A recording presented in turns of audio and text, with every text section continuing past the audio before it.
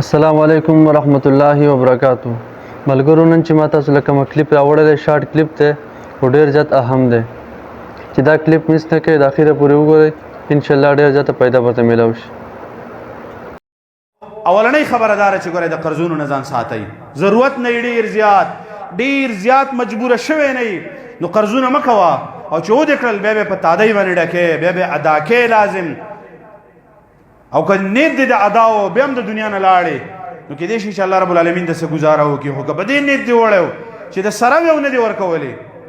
بعضې خلک یې پردی 1000 روپۍ هم نه ورکوي د میاشتې به 50,000 روپۍ دی ځان له خوري خو پردی 1000 روپۍ نه ورکوي پردی 2000 روپۍ دی نه ورکوي پردی 1000 روپۍ چې دی دا دی نه ورکوي. دا زمانونو ظلم دی.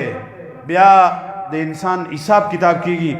او د حساب کتاب په قبر کې ګورئ د قرض اثر چې دا په قبر کې راوځي فوري طور چې څنګه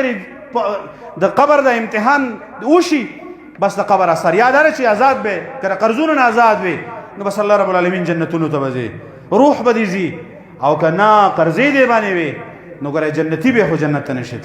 جنتی به خو جنت دروازې بر باندې باندې د دې وجه نه زمانونو د قرض په باب کې ډیر زیات احتیاط پکار دی.